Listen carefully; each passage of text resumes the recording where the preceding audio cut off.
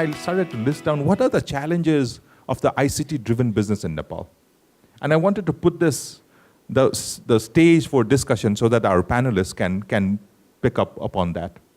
I think the first thing that I put in as a challenge was cash, 1C. It is expensive tools.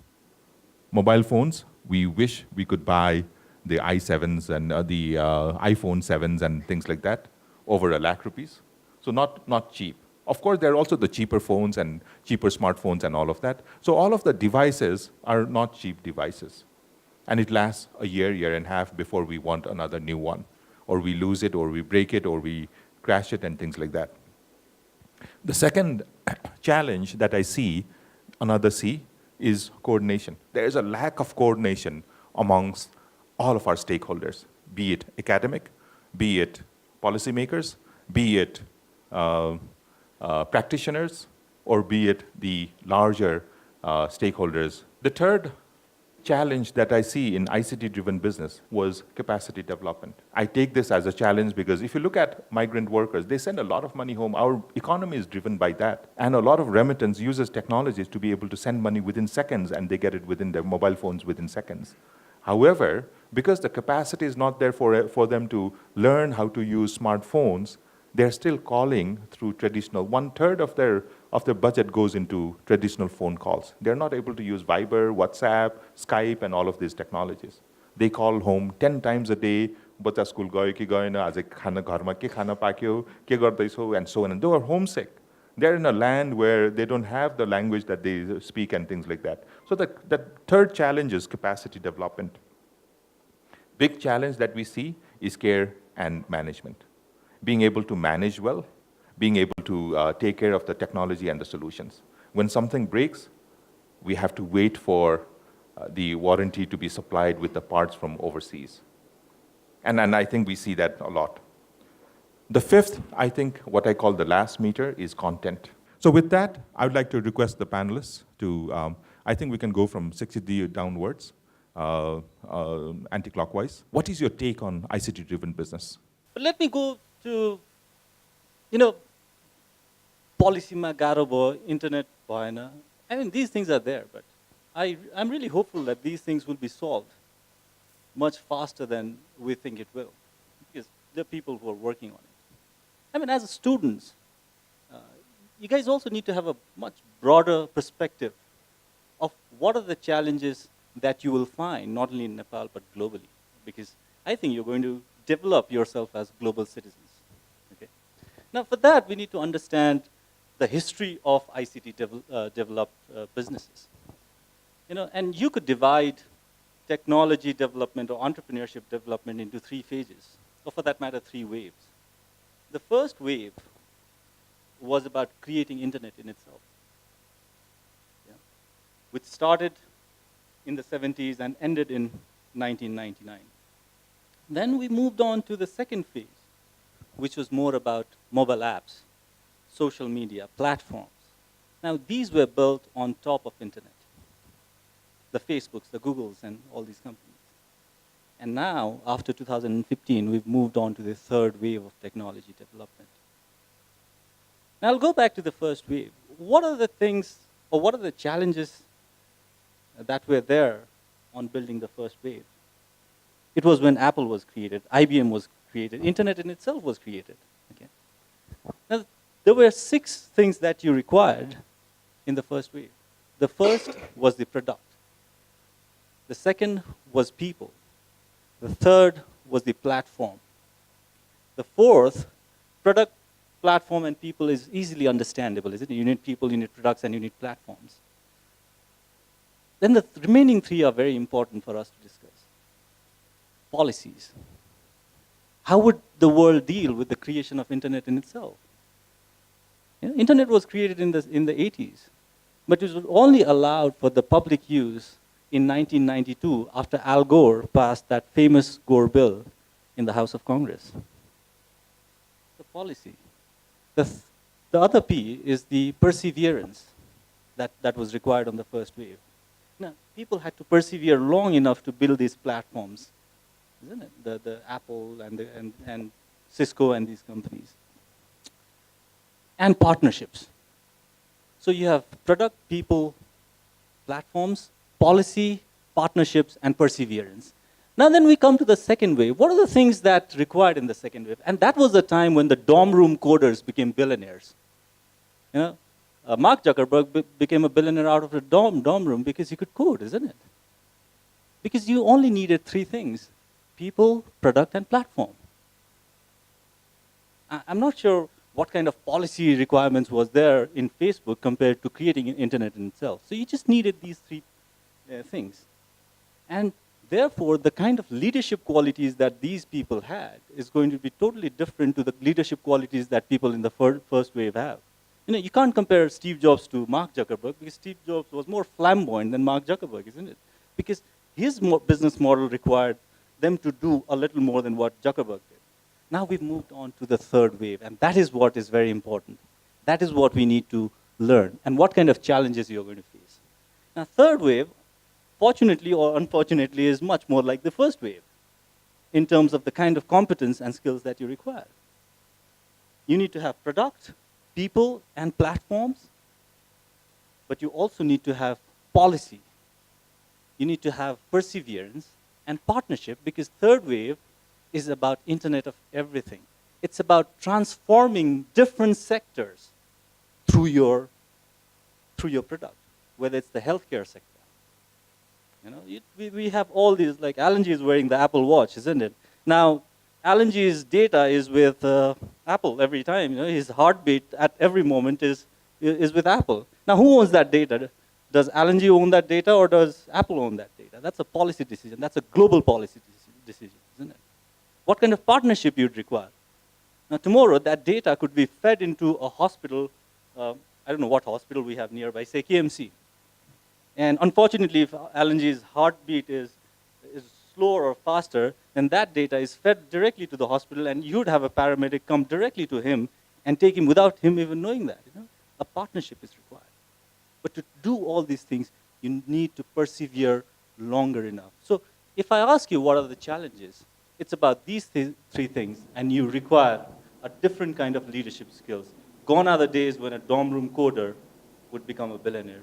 You need to strike these kind of partnership, and that is what you need to look at. Globally हेऱ्यो भने नि नेपाललाई साँच्चीको हामीले ICT सेक्टरमा अगाडि लाने हो भने साँच्चीकै हैन सबै कुरालाई आईसीटी ड्रिभन बनाउने हो भने चाहिँ एउटा देशको एउटा इकोसिस्टम छ के त्यो इकोसिस्टममा चाहिँ एउटा चाहिँ कन्ज्युमर छ अर्को चाहिँ सर्भिस प्रोवाइडर छन् र दुईटाको बीचमा चाहिँ हैन कम्युनिकेसन्सको लागि चाहिँ इन्टरनेट त्यो इन्फ्रास्ट्रक्चरको एउटा चाहिँ त्यो एउटा नीति हुन्छ र बिजनेस पर्पसको लागि चाहिँ एउटा पेमेन्ट गेटवेको निड हुन्छ र यो सबै ट्रान्जेक्सनलाई सेटल गर्नको लागि चाहिँ नेपालको राष्ट्र ब्याङ्कले कुनै पनि एउटा प्राइभेट कम्पनीलाई त्यो के अरे फाइनेन्सियल ट्रान्जेक्सन सेटल गर्ने कसैलाई पनि अथोरिटी दिएको छैन र त्यसमा चाहिँ ब्याङ्क्सहरू भनेको हामीले यो 5वटा कम्पनीहरूलाई यदि नेपालमा साँच्चैको कोही एउटा फर्मल अथवा इन्फर्मल च्यानलबाट त्यो कुराहरूलाई हामीले गुरुङ गरेर अथवा बुम गरेर लग्यो भने नि डेफिनेटली 8-10 वर्षमा चाहिँ बल्ल एउटा प्लेटफर्म चाहिँ तयार हुन्छ है भन्ने कुरा चाहिँ हामीले त्यतिखेर अब त्यो लहैलैमा हामीले सोचेको कुरा थियो र हामीले के गर्यौँ भन्दाखेरि चाहिँ ठिक छ हामीले at least we can try to हैन create that sort of platform जहाँ चाहिँ यो 5वटै कम्पनीहरूले एक किसिमको इकोसिस्टममा हामीले बिल्ड गर्न सक्छौँ भन्ने खालको थियो र यो 5वटा सेगमेन्टमध्ये हामीले के सोच्यौँ भन्दाखेरि त्यतिखेर 2005-06 कुरा हो भर्खरै फिचर फोन हो कि जस्तै हामीले नोकियाको फिचर फोन भन्थ्यो होइन हामी त्यतिखेर फिचर फोन थियो फिचर फोनमा सर्टेन फिचरहरू मात्रै थिए र अनि 6-7 सम्म आइपुग्दाखेरि चाहिँ आइफोन रिलिज भयो कि आइफोन रिलिज भएको दिनदेखि हामीले के थाहा के चाहिँ उ गऱ्यौँ भन्दा हामीले चाहिँ एउटा कुरा चाहिँ हामी के क्लियर भयो भन्दाखेरि चाहिँ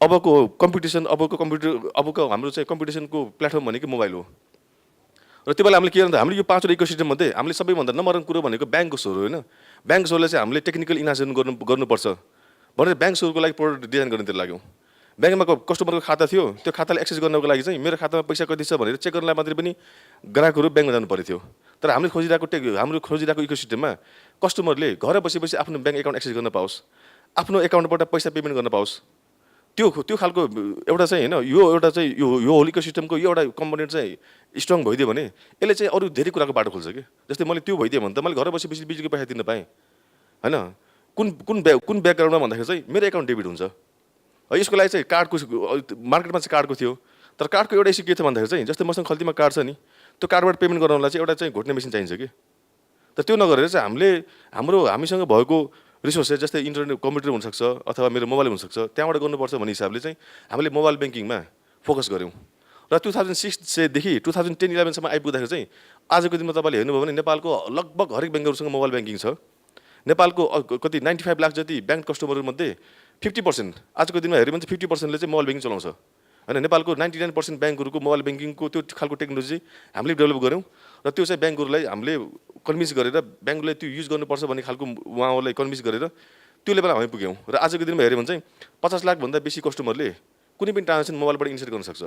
यो भनेको यो ओकी सिस्टमको एउटा वान अफ द होइन स्ट्रङ कम्पोनेन्ट चाहिँ हामीले रेडी बनायौँ। र अर्को भने अनि त्यसपछि लङ रनमा हामी के देख्यौँ भन्दाखेरि चाहिँ ब्याङ्कमा खाता हुने कस्टमर र रियल्ली ट्रान्जेक्सन गर्ने कस्टमरको बिचमा देयर इज ह्युज ग्याप के। किन भन्दाखेरि चाहिँ ब्याङ्कमा खाता होल्डरहरूले इट इज नट नेसेसरी कि उनीहरूले चाहिँ अनलाइनली ट्रान्जेक्सन गर्छ भन्ने कुरा नेसेसरी थिएन।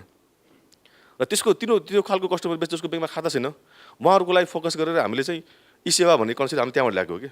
ई सेवा is basically targeted for non bank customers होइन। जस्तै तपाईँ हामी जस्तो जसको ब्याङ्कमा खाता छैन, अझ बेसिकली भन्दाखेरि चाहिँ मान्छेले किन ब्याङ्कमा खाता खोल्ने, there is no any specific reason कि।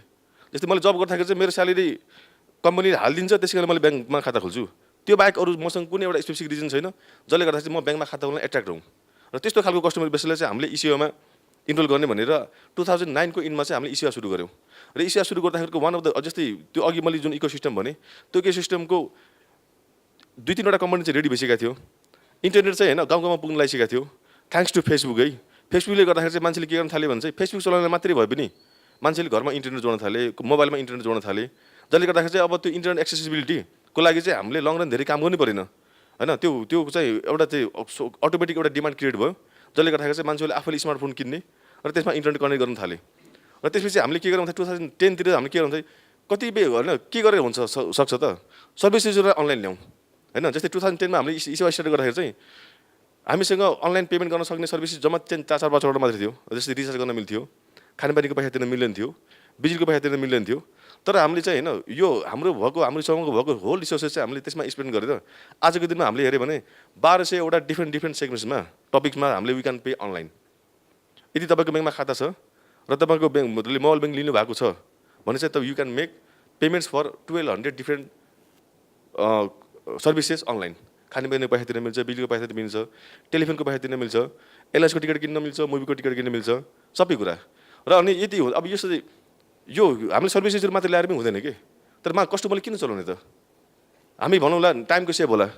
टाइम त नेपालीसँग यति धेरै छ कि टाइमको हामीले यहाँ त्यो टाइमको लेखा जोनै छैन कि।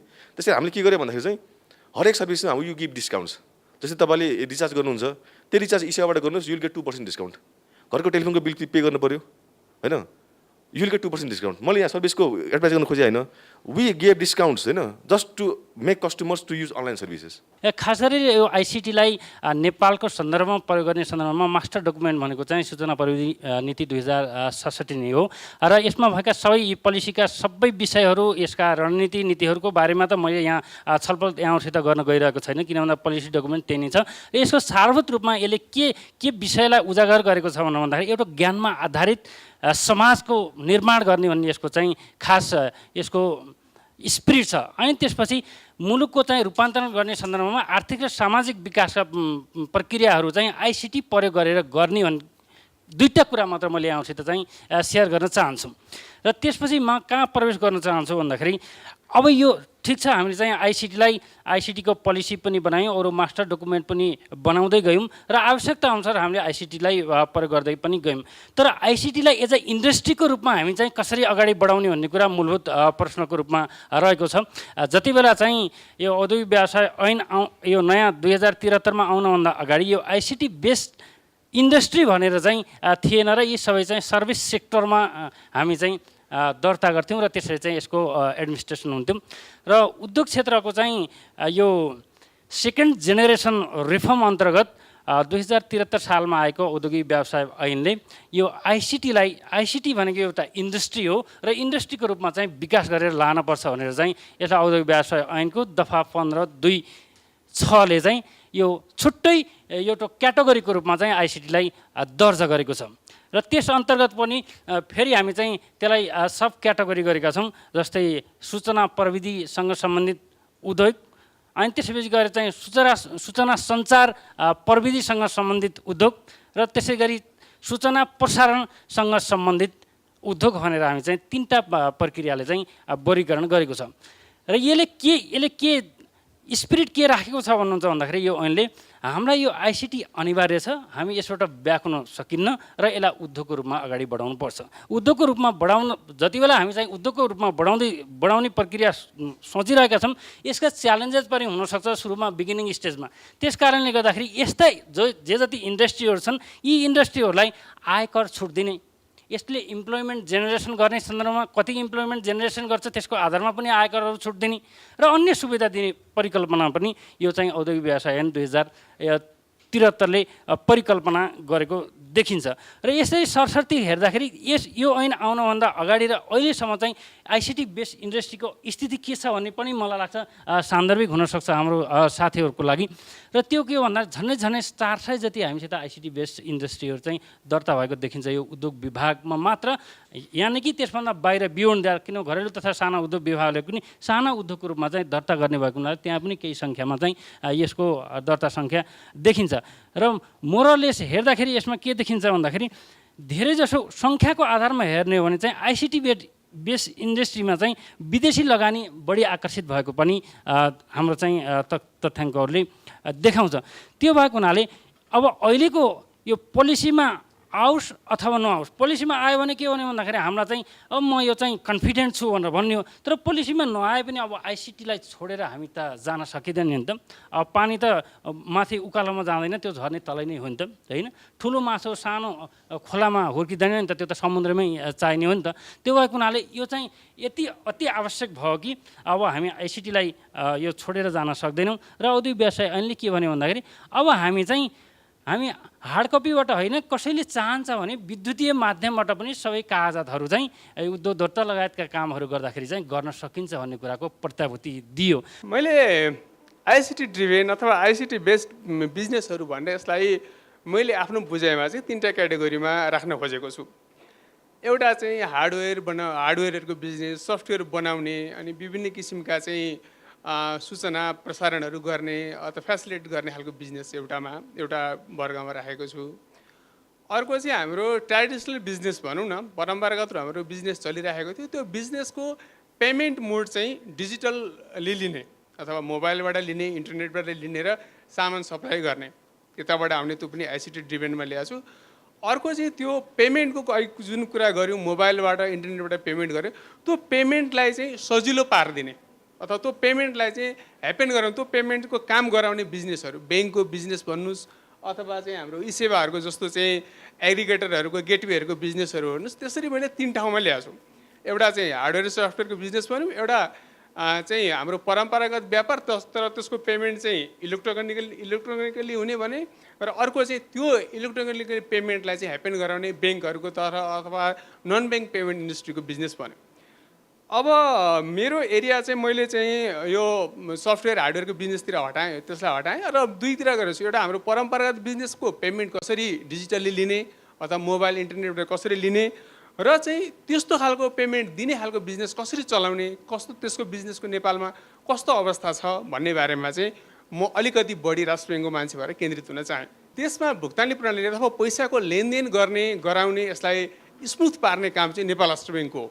नेपाल राष्ट्र ब्याङ्क ऐनले यो अधिकार नेपाल राष्ट्र ब्याङ्कलाई नै दिएको छ र हाम्रो पैसाको लेनदेनलाई कसरी सजिलो पार्ने भन्ने कुरामा राष्ट्र ब्याङ्कको की फङ्सनहरूमध्ये यो पर्छ। र अहिलेसम्म हाम्रो पेमेन्ट इन्डस्ट्रीमा पेमेन्ट सिस्टममा के छ भने हामी ट्रेडिसनल पेमेन्ट सिस्टममै छौँ। ट्रेडिसनल पेमेन्ट सिस्टम भनेको पेपर इन्स्ट्रुमेन्टहरू युज हुन्छ भने त्यसलाई हामी ट्रेडिसनल भन्छौँ। पेपर इन्स्ट्रुमेन्ट भनेको यदि क्यास पैसा युज हुन्छ अथवा चेक युज हुन्छ भने त्यो ट्रेडिसनल हो। हाम्रो पेमेन्ट सिस्टम पनि त्यस्तै ट्रेडिसनल पेमेन्ट इन्स्ट्रुमेन्टबाट चाहिँ डोमिन भएको छ। हामीले मोबाइलबाट इलेक्ट्रोनिकली कमै पैसा ट्रान्सफर गर्छौँ, तर अब हामीले पनि संसार अगाडि गइसकेको छ, नेपाल राष्ट्र ब्याङ्कले पनि यसमा चनाखो छ। अब हामीले डिजिटल पेमेन्ट सिस्टमहरूलाई यसलाई मोडर्नाइज गर्नु पर्यो, आधुनिकीकरण पार्नु पर्यो भने हामी डिजिटल फर्ममा जानु पर्यो भनेर राष्ट्र ब्याङ्कले पनि धेरै काम कारबाहीहरू नीतिगत रूपमा अगाडि बढाएको छ। तपाईँले सुनिहाल्नुभयो, हाम्रो ई सेवाले पनि भर्खर लाइसेन्स पायो, त्यस्तै अरू 2-3वटा संस्थाले पनि लाइसेन्स पाए। र पेमेन्ट इन्डस्ट्रीमा हामीले चाहिँ ब्याङ्क र नन ब्याङ्कहरूको नै ठुलो भूमिका हुन्छ। हामीले नन ब्याङ्कहरूलाई प्रोत्साहित गर्छौँ, आफ्नो ठाउँमा छ, तर पेमेन्ट इन्डस्ट्रीको ब्याकबोन भनेको त ब्याङ्क नै हो।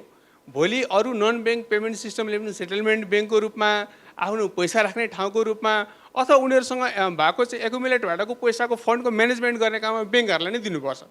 त्यस कारण चाहिँ ब्याङ्कहरू नै पेमेन्ट सिस्टमको चाहिँ ब्याकबोन हुन् र नन ब्याङ्कहरूले पनि रिटेल स्थानमा गएर चाहिँ उनीहरूले काम गर्ने हुनाले राष्ट्र ब्याङ्कले त्यसलाई पनि प्रमोट गर्छ र अहिले मैले भने राष्ट्र ब्याङ्कको यसमा प्रमोट गर्ने नै पोलिसी छ। र यो अब हामीले ब्याङ्कहरूको अथवा चाहिँ नन ब्याङ्कहरूको डिजिटल इन्स्ट्रुमेन्टहरूलाई चाहिँ प्रमोट गरिसकेपछि हामी इ कमर्स पनि क्रमशः त्यसबाट नै प्रभावित हुन्छ। भोलि हामीले जसलाई चाहिँ इ कमर्स जसलाई हामीले पेमेन्ट गेटवेको लाइसेन्स दिएका छौँ उहाँहरूले भोलि पसलमा गएर तपाईँहरूले सामान चाहिँ तपाईँहरूको हाम्रो वालेट मार्फत स्वीकार गरिदिनुहोस्, हामी तपाईँलाई यति % चाहिँ डिस्काउन्ट दिन्छौँ, तपाईँलाई मोलमोलाई गर्नु पर्दैन, तपाईँहरूको ग्राहकको लागि टाइम दिनु पर्दैन, तपाईँले एक क्लिकमा तपाईँले सामान बेच्न पाउनुहुन्छ भनेर भोलि उहाँहरूले नै मार्केटिङ गर्नुहुन्छ।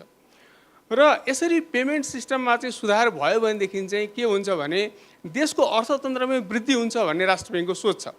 यो एउटा मोनिटरी इकोनोमिक्सको एउटा सामान्य थ्योरी छ, MB = PT भन्ने। पैसा जति बजारमा हुन्छ र त्यो जति जुन गतिमा चल्छ त्यसको मूल्य चाहिँ बजारमा जति सामान हुन्छ त्यसको क्वान्टिटी र प्राइसमा हुन्छ।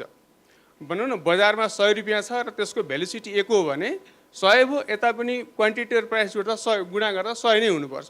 तर हामीले मुनिको भ्यालुसिटी बढायौँ भनेदेखि चाहिँ त्यही प्राइस लेभलमा पनि क्वान्टिटीहरू बढ्न सक्छ, आर्थिक विकास हुन्छ। जस्तै आज हामीले चाहिँ मलाई एउटा लुगा सर्ट किन्न मन लागेको थियो, बजार जाने फुर्सद थिएन, मेरो सर्ट किन्ने समय टाइम त डिफर भएर गयो, अर्को हप्तालाई सर्यो। सर्ट बेच्नेको सर्ट बिक्ने समय अर्को हप्तालाई गयो, बुन्नेको सर्ट बुन्ने समय अर्को हप्तालाई गयो, सिउनेको अर्को हप्तालाई गयो। त्यो त आर्थिक विकासमै अप्ठ्यारो पऱ्यो नि।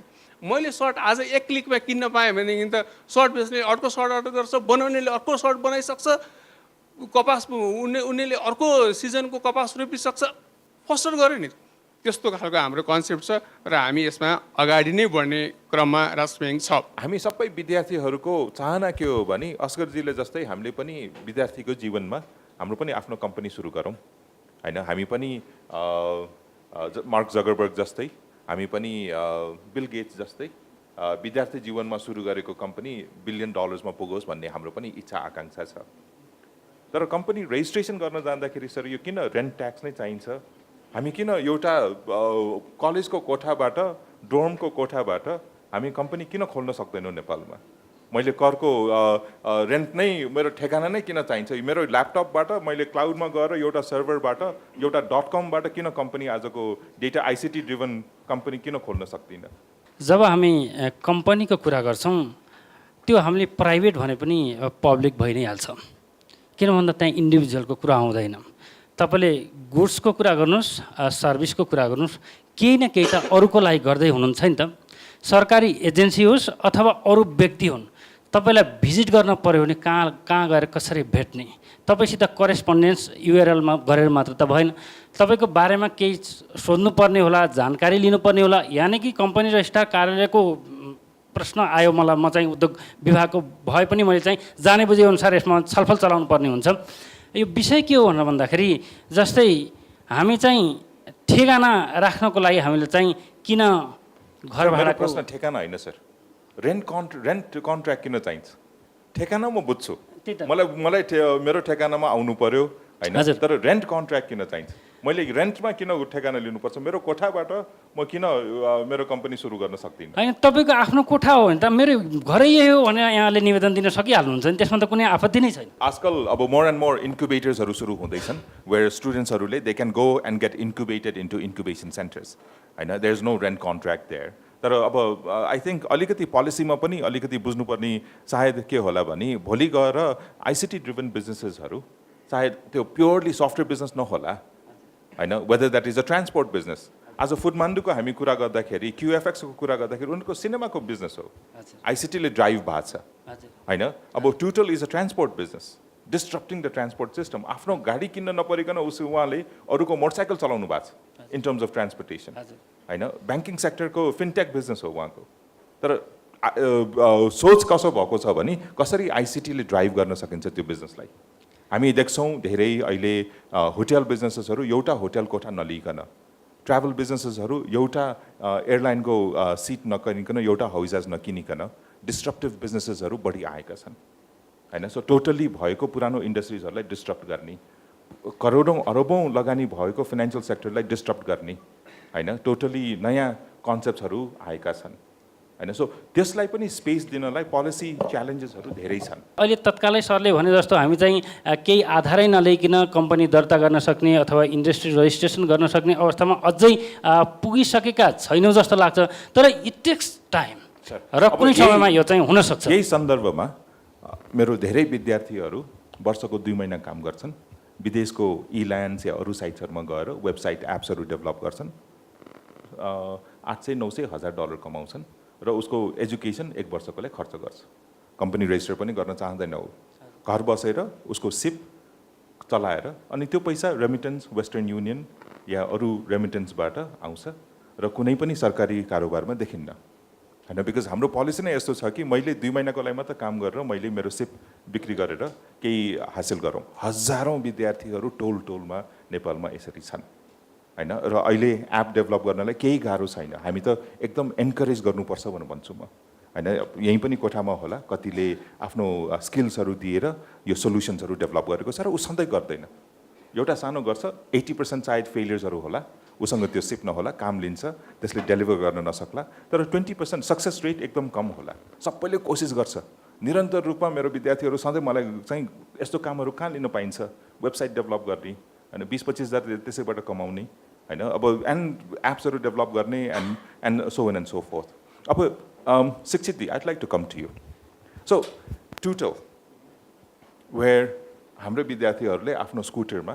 आफ्नो मोटरसाइकलमा अरूलाई प्यासेन्जरको रूपमा लिएर जान पाए अब उसले कमाएकोमा त सरकारी राजस्व केही तिर्दैन होला होइन उसले कमाएकोमा अब अहिले एउटा ट्याक्सी चलाउनलाई यस्तो गाह्रो छ मोटरसाइकल त ट्याक्सी नेपालमा कन्सेप्ट नै थिएन अरू ब्याङ्कक यताउता छ होला तपाईँले टोटल्ली डिस्टर्ब गरिदिनु भयो त्यो होल इन्डस्ट्रीलाई होइन मैले कुनै पनि आफ्नो प्राइभेट भेहिकललाई 2-3 घन्टा म घर जाँदाखेरि यहाँबाट धम्सिकेल जाँदैछु भने त्यसमा प्यासेन्जर लिएर जान सकिन्छ र त्यसमा म 100 रुपियाँ कमाउँछु भने क्या खासा भयो त होइन म दुबई गर्न चाहन्छु भन्ने सोचाइ हो र मेरो पकेट मनी पनि अलिकति कमाउँ अब पोलिसीको इस्युमा म सुन्छु तपाईँलाई सरकारले केही हदसम्म रोक्यो पनि यो बिजनेस चलाउन दिएन तपाईँको अलिकति एक्सपिरियन्स भन्नुहोस् न यो एकदम डिस्ट्रप्टिभ इन्डस्ट्री डिस्ट्रप्टिभ बिजनेस गर्दाखेरि कस्तो भयो त टुटललाई I think there are two things, Alanji, you need to understand is that we have provision for all the taxes, and that happens because we have built a payment system and we integrate with e-Seva. So it's very important for younger students to know that Tutul was not possible if e-Seva wasn't there. I know. I'm not talking about your taxes. I'm talking about, let's suppose I am a motorcycle rider and मैले 100 रुपियाँ कमाएँ मेरो आम्दानीमा त म कुनै कर तिर्दैन अनि त्यो त मैले कर त मैले राखिरहेको हुन्छ okay so it's done that's we build a system on which it's already provisioned so we work with some sound chartered accountants to build that platform already and we want to pay those taxes we will pay those taxes it's already provisioned so that's not an issue because we've worked a lot in developing this it's not just an app regarding the policy I mean the people who talk about the policy and the government is it's based on the Motor Vehicle Act, which was written in 1993, which was 1 year after Al Gore passed the Internet for All bill. So, you know, and we are already 25 years after that, and nothing's actually changed. I think I would compare government to something like God, you know. God has billions of galaxies to attend, so many primates out there, but God is only interested in us. Human beings, isn't it? No other animals. It's like that. I think government is also very much interested in there's so many things that the government needs to attend. But maybe government is very much interested in how people move. Right? Isn't it? The government is very much interested in how people move. It's not interested in so many other things. So we need to refine the policies. But if you look at where Toodle comes from, Toodle comes from sharing economy. We believe in sharing economy, and sharing economy is the future. But sharing economy is nothing new. It's not disruptive. We are already 10 years behind the global context, isn't it? We're already 10 years behind. And that's a long time when we have youngsters like that. We cannot afford to be 10 years behind the global innovation. But sharing economy is already there, you know. We live in our houses. हामी घर भाडामा दिनु कोठामा दिन्छौँ नि, isn't it? Because that's the room, that's an ideal capacity that you have, and someone lives on that room. Now just imagine if you were not allowed to share things, what would have been to the urbanization? Everyone building the houses. The government does not take care of that. Right? So total is about sharing that spare capacity that is at your back.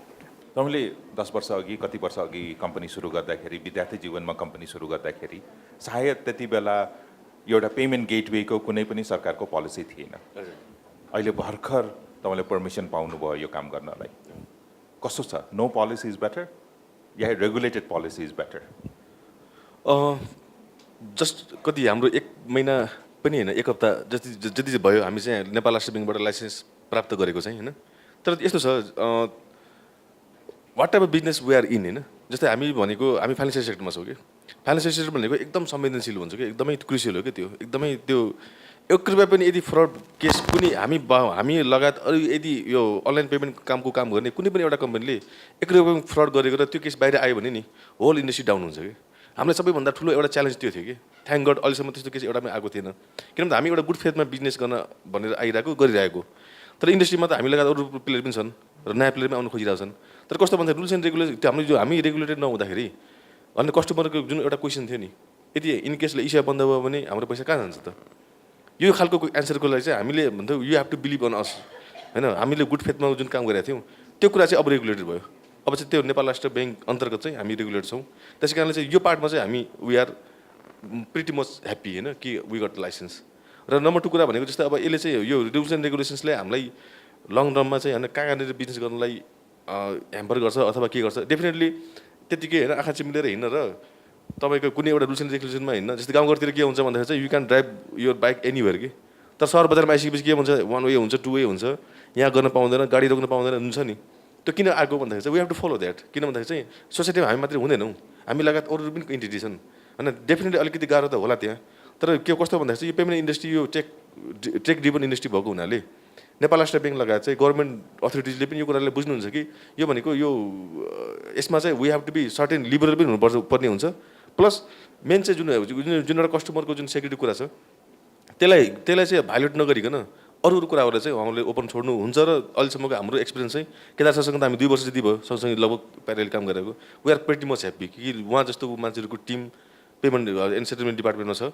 र त्यो किन भन्दाखेरि हामीले हाम्रो experience उहाँलाई सुनाउन पाइरहेछौँ र उहाँहरूले पनि ग्लोबल ट्रेन्ड के छ र हामी नेपालीले कहाँ जानुपर्छ त त्यो कुरामा चाहिँ उहाँहरू पनि प्रिटी मच क्लियर हुनुहुन्छ। र त्यो वेमा जाँदाखेरि चाहिँ हामीलाई त्यो लेभलको गाह्रो चाहिँ होला जस्तो लाग्दैन। मेरो विचारमा यही कोठाहरूमा पनि धेरै विद्यार्थीहरूको इच्छा आकाङ्क्षा या प्लान्सहरू के होला पनि हामी पनि त्यही अस्करजीले कसरी गर्नुभयो he is my role idol, म त्यही काम सुरु गर्छु भन्ने इच्छा होला होइन। सो कसैको होप्सहरू होला। कसरी ह्यान्डल गर्नुहुन्छ सर यो एप्लिकेसन्सहरू?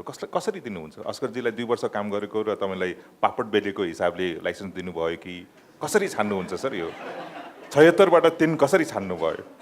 यो रेगुलेटर र प्यारेन्ट्स भन्ने चाहिँ साह्रै अब्जसिया जात हुन्छ क्या। तपाईँहरूले क्याम्पस बङ्क गएर फिल्म हेर्न जानुभयो भने बुवा आमाले गाली खानुहुन्छ नि। के गरेका छोराछोरीहरू कहाँ स्कुल जान्छन् जाँदैनन्, क्याम्पस जान्छन् थाहा छैन, के कलेज के अरे के सिनेमा घर गइरहेका छन्, हेर्नु पर्दैन हुन्छ कि हुन्न? रेगुलेटर भनेको पनि त्यस्तै हो। यसले अर्काको गल्तीमा गाली खान्छ क्या।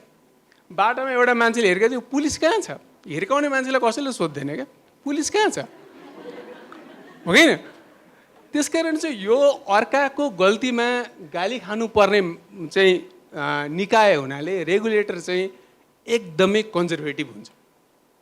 म फ्रेङ्कली भन्छु रेगुलेटर जहिले पनि कन्जर्भेटिभै हुन्छ। किनभने अर्काले गल्ती गरे पनि गाली खानुपर्छ।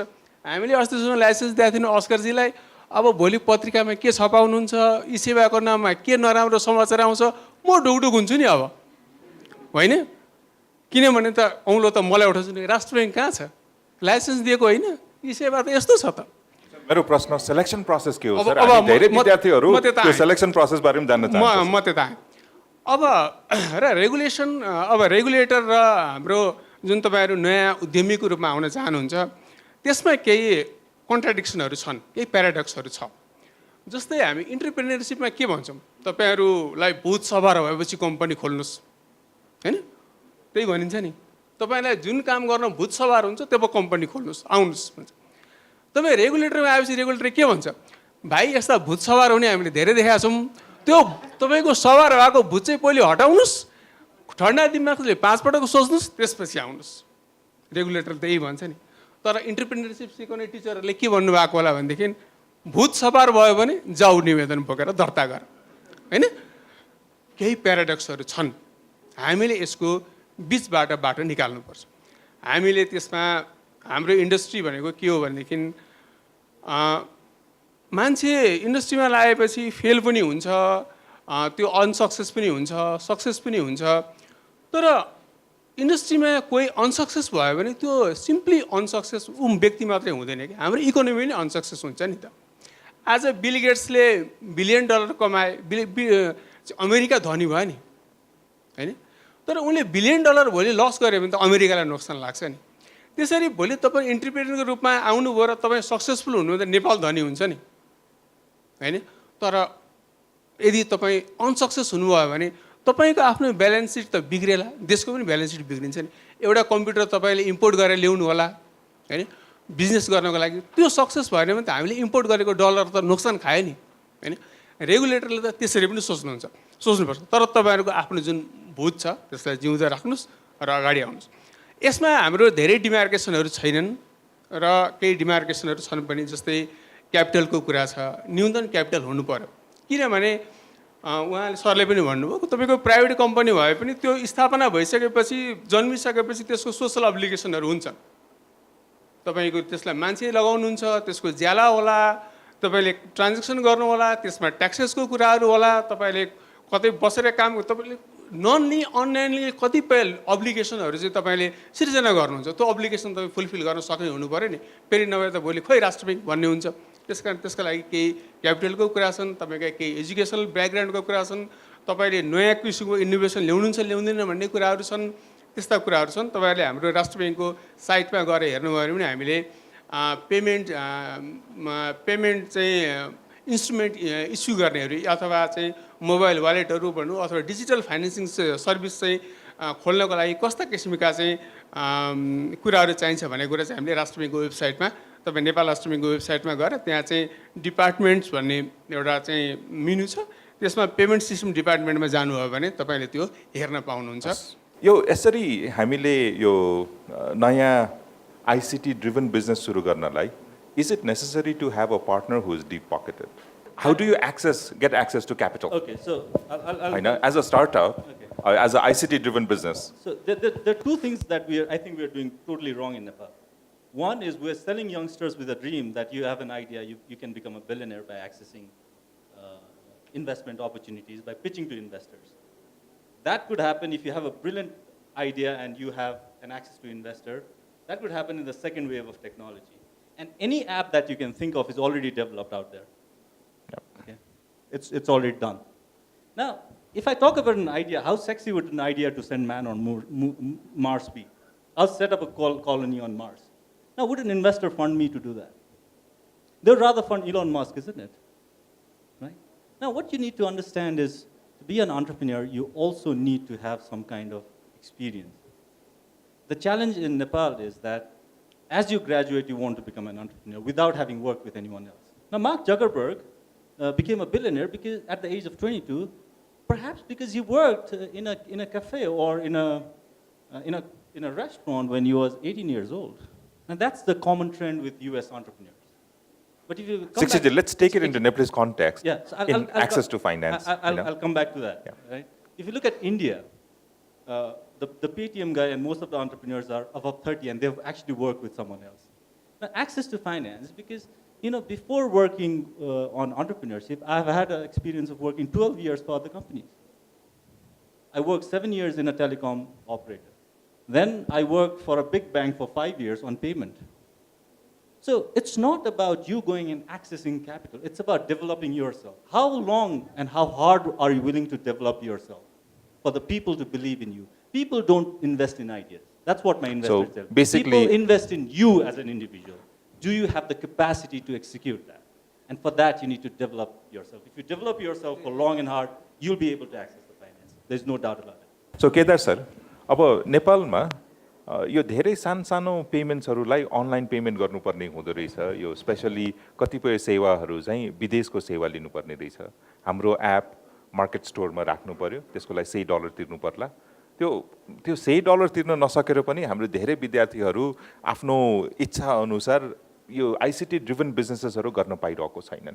तर मेकानिजम नै छैन उसले चाहिँ अब खोज्न जानु पर्यो एकजना साथी जोसँग डलर क्रेडिट कार्ड छ, जोसँग विदेशी आम्दानी छ। के हो सर यो पोलिसीमा? मैले जुन चाहिँ तपाईँको एउटा निश्चित क्यापिटल चाहिन्छ, अनुभव चाहिन्छ, शिक्षा चाहिन्छ भने त्यो चाहिँ हाम्रो ई-सेवाहरू जस्तो चाहिँ पेमेन्ट इन्डस्ट्रीको लागि खोल्नको लागि मात्रै हो। पेमेन्ट डिजिटल मनी चाहिँ इस्यु गर्नको लागि मात्रै हो। तपाईँले ई-कमर्स जस्तो टुटल भन्नुभयो अथवा तपाईँले एउटा सानो पसल राखेर त्यहाँबाट चाहिँ ई-पेमेन्ट लिन्छु भन्नुभयो भने त्यस्तो अरू व्यवसाय गरेर ई-पेमेन्ट लिनको लागि त त्यस्तो केही रेस्ट्रिक्सन छैन। ई-पेमेन्ट जसले पनि लिन पाउँछ। ई-पेमेन्ट दिने संस्थासँग चाहिँ तपाईँहरूले एग्रिमेन्ट गरेर ई-पेमेन्ट लिनको लागि कुनै त्यस्तो ब्यारियर छैन।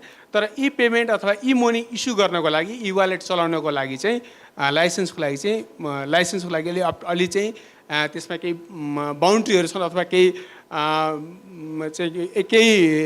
भनौँ न केही कुराहरू पुरा गर्नुपर्ने छ, केही क्राइटेरियाहरू छन् भन्ने हो। तर पसल चलाएर ई-पेमेन्ट लिनको लागि त केही त्यस्तो कुरा छैन। अब म क्वेसनमा आएँ।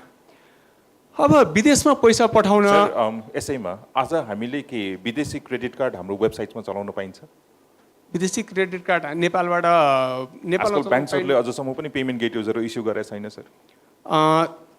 विदेशी पैसामा चाहिँ होटल्सहरूले पनि त्यो विदेशी क्रेडिट कार्डबाट पैसा लिन सकेका छैन होइन। उसले ठिक छ, म आउँछु। हामीले के भन्यो भने एक अमेरिकन डलरको अहिले विनिमय दर 103, 4, 5, 6 यस्तो होला, $100 हाराहारी होला। र हामीलाई के लाग्छ भने मेरो गोजीमा $106 छ भने मैले $1 पाउनुपर्छ होइन। विदेश पठाउनुपर्छ भन्ने मतलब हामीले $25 पाएनौँ, $50 विदेश पठाउन पाएनौँ भन्ने कुरा हो। तर विदेश पठाउने त्यो डलर भन्नु र मसँग $106 हुनु भनेको फरक कुरा हो। हामी डलर जहिले पनि विदेशी मुद्रालाई हामीले जहिले पनि हार्ड करेन्सी, एकदम स्केयर करेन्सी हो हाम्रो लागि। हाम्रो डलरको आम्दानी केबाट छ? हाम्रो एक्सपोर्ट राम्रो छैन। पर्यटकहरूले अलिअलि पैसा ल्याउँछन्। त्यसपछि अरब जाने चाहिँ अरब, जापान र कोरिया जाने नेपालीहरूले पैसा पठाउँछन् र हाम्रो डलरको स्रोत भनेको मुख्य कुरा त्यही हो। त्यसबाट हामीले पेट्रोल किन्नुपर्छ, औषधि किन्नुपर्छ होइन, रासायनिक मल किन्नुपर्छ, फेरि चामल पनि किन्नुपर्छ अब सायद होइन।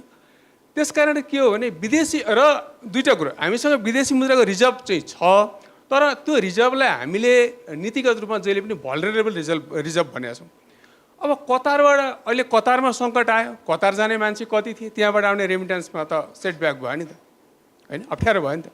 त्यस कारण हामीसँग विदेशी मुद्राको आम्दानी पनि भइरहेको छ, हामीसँग रिजर्भ पनि प्रशस्त छ। तर हामीसँग टन्न छ, मजाले छ भनेर कम्फर्टेबल लेभलमा त्यो थिङ्किङमा बस्न सक्ने अवस्था चाहिँ छैन, किनभने ती इन्कमहरू भल्नरेबल छ। त्यसकारण विदेशी मुद्रा तिरेर विदेश पठाउने सामान किन्ने कुरामा राष्ट्र ब्याङ्कले चाहिँ टु मच रेगुलेसनहरू गरेको छ र विदेशी मुद्राको कस्टोडियन भएको कारणले राष्ट्र ब्याङ्कको यो काम पनि हो। अब हामीले सानो एप भन्यौँ अथवा के भन्यौँ त्यसको लागि हाम्रो रेगुलेसनहरू छैन। विदेशी मुद्रामा हामी अलि कन्जर्भेटिभै छौँ, यो हाम्रो देशको आवश्यकता पनि हो। मैले यति भने बिटकोइन भनेको के छ भने अन्तर्राष्ट्रिय बजारमा यस्ता खालका इन्स्ट्रुमेन्टहरू चलेका छन् भन्ने कुरा हामीलाई नोटिसमा छ। बिटकोइन भनेको चाहिँ कुनै सेन्ट्रल ब्याङ्कले जारी गरेको मुद्रा होइन, यो चाहिँ यसको लिगल ब्याकअप छैन। यो चाहिँ तपाईँले यो प्राइभेट सेक्टरमा इस्यु भएर प्राइभेट सेक्टरमै ग्रोन अप भएको चाहिँ करेन्सी हो। राष्ट्र ब्याङ्कले यसलाई एड्रेस गरेको छैन। 50% of the global economy is on internet. अनि मलाई मेरो त्यो स्याडनेस चाहिँ के भन्दाखेरि, आई थिङ्क द्याट स्याडनेस तपाईँहरूलाई पनि होला कि मेरो छोराले एउटा गेम किन्नलाई पाउँदाखेरि म सक्दिनँ कि उसको लागि $1 को होला, $1 को गेम 99 सेन्ट्सको म म्युजिक किन्न सक्दिनँ। Now how children going to grow up? You know when the economy, 50% of the economy is on internet, are we not in a self-embargoed situation like North Korea in terms of economy, not in terms of telecom? So North Koreans don't allow people to communicate from outside. It's a self-embargo. I think to an extent, हामी त्यो services चलाउने भन्ने important होइन कि to have our kids participate on the global economy, have them purchase on Amazon, have them build up the apps, they need to take that experience. हैन मैले Amazonबाट किने पनि मैले लुगा त पसलबाट किने पनि डलर त बाहिरै जान्छ नि. Can't we be more distributed? I think the challenge is not for today, the challenge is for tomorrow. How our children are going to grow up and how the children of our children are going to grow up. I think we need to set a solid foundation today. Because they need to participate in the global economy, you need to participate in the global economy. That's very important. And that is where central bank has to come.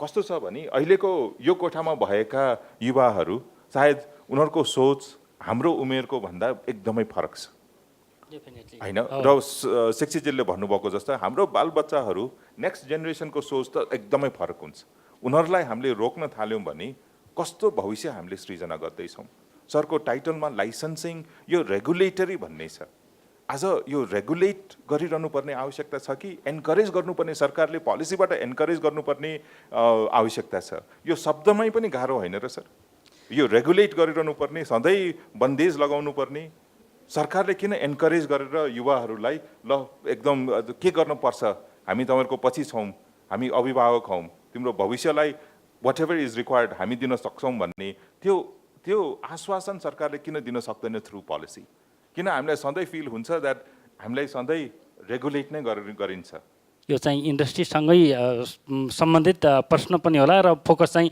यो आइसिटीमा होला यो licensing भनेर हामीले किन राखियो र किन गरियो भन्ने विषय छ र हामी सबैको लागि लाइसेन्स जरुर पनि पर्दैन र आवश्यक पनि छैन र सरकारले त्यो सबैलाई लाइसेन्स पनि लिइराख्नुपर्ने ठान्दैन तर त्यहाँ चाहिँ सर्टेन इन्डस्ट्रीहरू छन् ती इन्डस्ट्रीको लागि चाहिँ लाइसेन्स भनेर राखेको यो सन्दर्भमा कुरा गर्दाखेरि जस्तै भन्यो भने हामी चाहिँ डिस्टिलरी उद्योग अथवा चाहिँ रक्सी उद्योग खोल्न पर्यो भने किन भन्दाखेरि त्यो चाहिँ अत्यावश्यक वस्तु त होइन नि त रक्सी त उदाहरणको लागि हात हतियार कसैले चाहिँ हात हतियारसँग सम्बन्धित इन्डस्ट्री चलाउँछु भनेर भन्यो भने लाइसेन्स त लिन पर्यो नि त हैन त्यस कारणले गर्दा यसबाट हतोत्साही हुनुपर्ने अवस्था त छैन किन भन्दाखेरि यो चाहिँ यो पोलिसी के हुन्छ भन्दाखेरि जहिले पनि कन्टेक्चुअल हुन्छ किन भन्दाखेरि हामीले हिजो बनाएको पोलिसीले काम गरेन नि त सूचना प्रविधि नीति त यसभन्दा अगाडि पनि थियो नि सर हैन हामी 2067मा आएर फेरि चेन्ज गर्यौँ औद्योगिक व्यवसाय ऐनलाई पनि फेरि चेन्ज गर्यौँ अझै फेरि चाहिँ चेन्ज गर्नुपर्छ भनेर निरन्तर रूपमा आइराखेको छ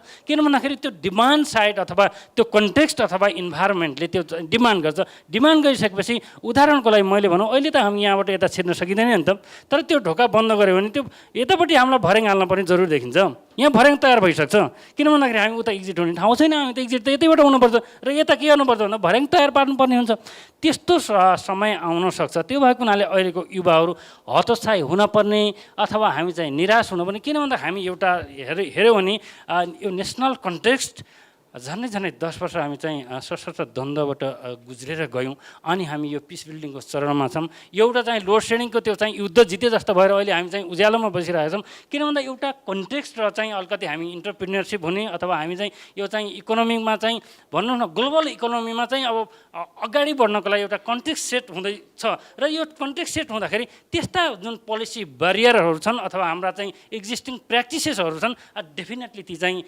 लोप हुन्छन् जस्तो लाग्छ सर मलाई So, Tamiko, advice ke ho for the next generation, saying while building your ICT-driven business, what is the 1, 2, 3 things that they should consider?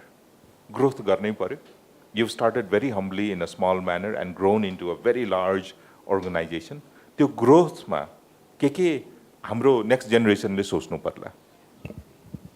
Definitely यसमा चाहिँ जस्तै मलाई के लाग्छ भने हामीले के गर्यो भन्दाखेरि इसिया भनेको जस्तै कुनै पनि बिजनेस गर्दाखेरि चाहिँ त्यसको म्याक्सिमम स्कोप क्यापेसिटी कत्रो हो त हैन जस्तै हामीले भनौँ न एकछिनलाई कुनै एउटा होटल खोल्यो हैन भने त्यसको म्याक्सिमम क्यापेसिटी भनेको त जतिवटा जो बेड हामीसँग होटलमा अवेलेबल छ नि त्यसको म्याक्सिमम क्यापेसिटी त्यो हो त्योभन्दा बियन्ड हामी जानै सक्दैनौँ कि हैन जस्तै अब उहाँले चाहिँ ठुलो एप खोल्नु भएको छ हैन त्यसको म्याक्सिमम क्यापेसिटी अहिले मैले देखेको चाहिँ नेपालको पेरिफेरी हो त्यसमा पनि सहर बजार एरिया जहाँ चाहिँ बाइकहरू कुदिन्छ हैन जस्तै अब फेसबुक चाहिँ ग्लोबल किन भयो त भन्दाखेरि चाहिँ यसको म्याक्सिमम क्यापेसिटी अथवा स्कोप भनेको ग्लोबल थियो गोलको ग्लोबल थियो त्यसै गरी जुन खालको बिजनेस हामीले गर्न खोजिरहेको छौँ नि त्यो खालको बिजनेसको हाम्रो म्याक्सिमम क्यापेसिटी के हो त भनेको कति स्केलसम्म हामी ग्रो गर्न सक्छौँ त भनेको त्यो खालको चाहिँ हाम्रो एउटा चाहिँ आइडेन्टिफाई भयो भने चाहिँ अनि बल्ल चाहिँ त्यो लेभलमा हाम्रो ग्रो गर्नको लागि चाहिँ त्यसमा लाग्ने क्यापिटल कति हुन्छ त त्यहाँबाट आइडेन्टिफाई हुन्छ र त्यो क्यापिटल चाहिँ हामीले अब कति चाँडै होइन त्यो खालको टार्गेट चाहिँ हामीले कति चाँडै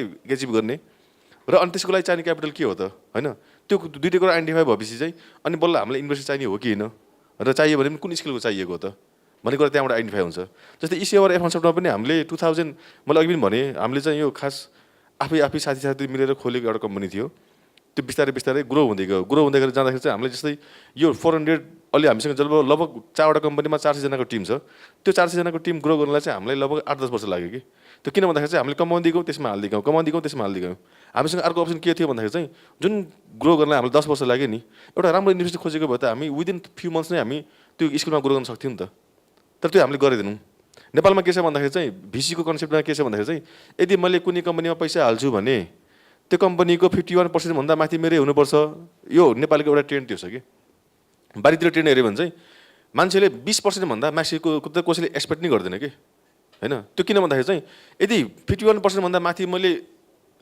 यसमा चाहिँ होइन क्लेम गरेँ भने त्यो जसको आइडिया हो जसको कन्सेप्ट हो जसले लागिरहेछ उसले होइन यो कम्पनीले डेभलप गर्नलाई उसलाई अगाडि लानलाई उसकोमा चाहिँ के भन्छ मोटिभेसन के त किन भन्दाखेरि 51% भने त कम्पनी अर्को लैसक्यो नि त त्यो भइसकेपछि के भन्दा दुईजना गुरुङ गर्दैन त्यसै बारीतिर भिसी कन्सेप्ट के छ भन्दाखेरि चाहिँ कम्पनी तिम्रै हो मेजोरिटी तिमी नै राख होइन म चाहिँ कति इन्भेस्ट लाग्छ म गर्छु तर I will stay in minority त्यो खालको कन्सेप्ट चाहिँ नेपालमा छैन नेपालमा हामीसँग दुईवटा कुरामा हामी एकदम ल्याक्छौँ कि हामीले चाहिँ ब्याङ्कबाट लोन गर्न खोज्यौँ अनि त्यसपछि मेगा ब्याङ्कबाट अनिल शाह हुनुहुन्थ्यो उहाँले चाहिँ के भन्नु ल ठिक छ म चाहिँ प्रोजेक्टलाई आई विल ट्राई टु होइन माई बेस्ट प्रोजेक्टलाई चाहिँ म फाइनेन्सिङ गर्छु भनेर उहाँले धेरै कोसिस गर्नुभएको थियो कि तर अल्टिमेटली जब त्यो हाम्रो फाइल चाहिँ बोर्डमा पुग्यो नि बोर्डमा पुगिसकेपछि अब यसको एगेन्स्टमा हाम्रो के अरे कोल्याटरल के छ त भन्ने कुरा त्यो त्यहाँबाट ड्रप भयो कि जस्तै बाहिरतिर के छ भन्दाखेरि चाहिँ कुनै पनि एउटा चाहिँ यदि राम्रो प्रोजेक्ट छ भने चाहिँ त्यो कन्सेप्टलाई मान्छेले कोल्याटरल रूपमा राख्छ कि अनि त्यो खालको हाम्रो चाहिँ नेपालमा छैन त्यसमा अब नेपाल स्टेट ब्याङ्कले सायद आउने दिनमा त्यसमा काम गर्ला र कस्तो भन्दाखेरि चाहिँ अब हामीले यदि इन्भेस्टर खोजेको भने चाहिँ जस्तै मैले भने नि हाम्रो म्याक्सिमम् स्केल हामीले ग्रो गऱ्यो भने पनि हामी कतिसम्म ग्रो गर्न सक्छौँ त त्यो आइडेन्टिफाई गरेर त्यसलाई चाहिने इन्भेस्टमेन्ट मात्रै हामीले त्यसमा चाहिँ काम गरौँ होइन भने चाहिँ त्यो अब तथानाम इन्भेस्टमेन्ट ल्याएर भन्यो भने पनि त्यो टिममा चाहिँ कुरा मिल्दैन कि त्यहाँ र अर्को कुरा चाहिँ यदि कोही इन्भेस्ट ल्याउनु छ भने सकेसम्म विदिन 20% भन्दा कममै राखौँ कि ताकि होइन हामीले कम्पनीलाई हामीले आफ्नै हिसाबले ड्राइभ गर्न सकौँ र कम्पनीको जुन मेन ड्राइभिङ सिटमा हामी हुन्छौँ नि त्यो ड्राइभिङ सिट हामी भन्नुपर्ने अरू कुराको जरुरी होइन कि त्यो मेन बेसिक आइडिया हाम्रो हो आफ्नो आइडिया जसको आइडिया उसले इम्प्लिमेन्ट गर्नुपर्छ होइन यदि त्यो जसको एउटाको आइडिया र अर्को इम्प्लिमेन्टेसन गर्ने गरी आयो भने चाहिँ त्यसले चाहिँ डेफिनेटली रिजल्ट नल्याउन सक्छ अब हामी एमाजोनमा किन्ने भन्यौँ अथवा चाहिँ विदेशबाट हामी 10 रुपियाँमा 10 डलरको एक डलरको एपहरू ल्याउने भन्यौँ यसको सोल्युसन के हुनसक्छ भने इन्डियाले चाहिँ एमाजोन इन भन्ने एउटा चाहिँ इन्डियामै कम्पनी खोल्या रहेछ एक्सपोर्ट उनीहरूले एमाजोनले इन्डियन एमाजोनले नै इम्पोर्ट गर्दो रहेछ अनि इन्डियाभरि डिस्ट्रिब्युट गर्दो रहेछ त्यसरी चाहिँ एमाजोनले इन्डियामा चलाएर रहेछ हामी पनि त्यस्तो रिप्लिका एमाजोन नेप हामीले खोल्यौँ भनेदेखि हामीले पनि एमाजोनको मजा नेपालबाटै लिन सक्यौँ होइन र एपहरूको लागि कुराहरू आयो एपहरूको लागि कुराहरू आउँदाखेरि यो साह्रै सानो पैसा हो तर यसको लागि पनि हामी कुनै डिलर डिस्ट्रिब्युटरहरू नेपालमा स्थापना भयो भने त्यसलाई राष्ट्र ब्याङ्कले सहयोग गरेर त्यहाँबाट चाहिँ हामी जान सक्थ्यौँ कि भन्ने मेरो एउटा सामान्य सोचाइ मात्रै छ हामी यसमा पछि परेका छौँ अप्ठ्यारो छ भन्ने कुरामा चाहिँ रियलाइजेसन गर्नुपर्छ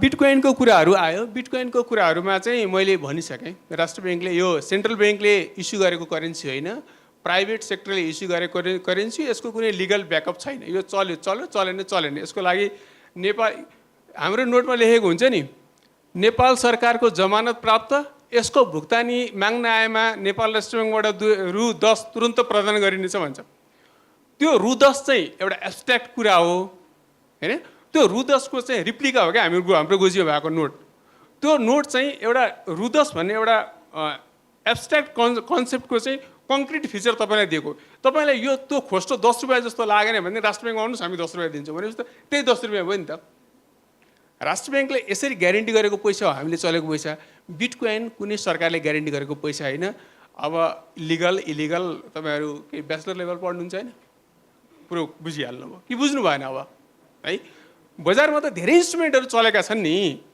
बजारमा चलेको सबै इन्स्ट्रुमेन्टहरू लिगल हुन्, त्यसलाई अब लिगल इलिगल भनौँ। अहिले हामीसँग चाहिँ हामीले राष्ट्र ब्याङ्कले जुन गोर्खापत्रमा विदेशी विनिमयको विनिमय दर भनेर तोक्छ, त्यो तोकेको भन्दा अरू विनिमय दरहरू हाम्रो लागि त गैर कानुनी हो, एक किसिमले हामी चल्दैन नि त्यो, होइन? तर त्यो देशमा त त्यो त लिगल हो नि त। कमोडियाको पैसा हाम्रोमा त हामीले त त्यसको एक्सचेन्ज रेट राखेका छैनौँ, हामीले त्यसलाई रिकगनाइज गरेका छैनौँ, तर कम्बोडियामा त त्यो लिगल कुरा हो नि त, होइन? त्यसलाई यसरी बुझौँ।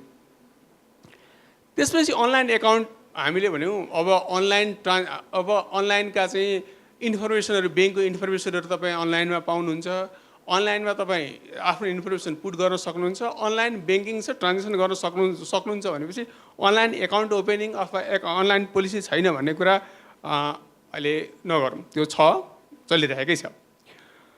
त्यसपछि मैले अघि भने रेगुलेसनहरू कडा भयो, रेगुलेसनहरूले चाहिँ हाम्रो भूत मारिदिए, इन्टरप्रिनेरसिपको भूत अघि कुरा गरेको थिएँ, त्यो मारिदिए, यिनीहरू कन्जर्भेटिभ हुन्छ भने मैले पनि कन्जर्भेटिभ हुन्छ भने स्वीकार गरेँ, होइन? यसलाई हामी यसरी गरौँ। अब हामी कसरी लियौँ भने रेगुलेसन टु कम्प्लाई भन्ने एउटा कन्सेप्ट छ, रेगुलेसन टु डेभलप भन्ने अर्को कन्सेप्ट छ। यी सेवा हामीले अहिले उदाहरण लियौँ, राष्ट्र ब्याङ्कको नाताले चाहिँ एउटा संस्थाको उदाहरण दिनु राम्रो होइन, तपाईँहरूले यसलाई अफ द रेकर्ड राख्नुहोस्। जस्तै अहिले यी सेवालाई हामीले 2 वर्ष पापड पेल्नुभयो अरे, ल ठिक छ, 2 वर्ष दुखै दियौँ हामीले भनौँ, तर तेस्रो वर्षमा लाइसेन्स पाउनुभयो, हामीले राष्ट्र ब्याङ्कले लाइसेन्स दिएको छ भनेर तपाईँको आउँदा उहाँलाई कति मजा आइरहेको छ नि, होइन? तपाईँहरूले पनि पर्सुइङ छ नि त, ए राष्ट्र ब्याङ्कले लाइसेन्स दिएछ, त्यसो भए ठिक छ, होइन? त्यसकारण चाहिँ के छ भने रेगुलेसन टु कम्प्लाई, निमोट्नको लागि रेगुलेसन हो नि, ग्रुम गर्न पनि एउटा रेगुलेसन चाहिन्छ नि। तपाईँ यसो गर्नुहोस्, तपाईँ यसो गर्नुहोस्, तपाईँ यसो गर्नुहोस्। किनभने उद्योगपतिले जोखिम देख्दैन, उद्योगपतिले चाहिँ रिस्कहरू कम देख्छ, उसले त राम्रो राम्रो मात्रै देख्छ, होइन? चराहरूलाई त हाँगामा बसेर चिरबिर गर्न मजा लाग्छ नि, तर सिकारीले यस्तो गरिरहेको छ कि भनेर त पत्ता त लगाइदिनु पऱ्यो नि, पख अहिले चिरबिर नगर, सिकारी छ त्यसलाई पहिले ठिक गरौँ। रिस्कहरू छन्, बिसिपी खोइ तपाईँहरूको, भोलि यी सेवा भद्राङ उद्रुङ भयो भनेदेखि मान्छेले 100जना मान्छेले, 1000जना मान्छेले, 10,000जना मान्छेले 5,000 रुपियाँ कहाँ जाने, रेगुलेटर कहाँ छ भनेर फेरि सोध्छ नि। त्यसकारण चाहिँ चरालाई हाँगामा बसेर चिरबिर गर्न दिनुपर्छ, तर सिकारीहरूलाई पुरै ठिक गरौँ न, तिनीहरूलाई तलाउँ न, तिनीहरूलाई मिनिमाइज गरौँ न। त्यसकारण रेगुलेसन चाहिँ जहिले पनि रेगुलेसन भन्ने बित्तिकै आत्तिनुपर्ने, रेगुलेसन भन्ने बित्तिकै डिस्ट्रक्टिभ हो, रेगुलेसन निमोट्छ होइन। रेगुलेसनले अघि मैले भने रेगुलेसनले चाहिँ तपाईँको इन्टरप्रिनेरसिपलाई भूतलाई हटाएर आऊ भन्छ भने, तपाईँहरूको भूतलाई हटाएर आऊ भन्छलाई हामी अर्को ढङ्गले बुझौँ न, तपाईँहरूको भूत चाहिँ कतिको जिन्युन हो त्यसको टेस्ट हुन्छ नि।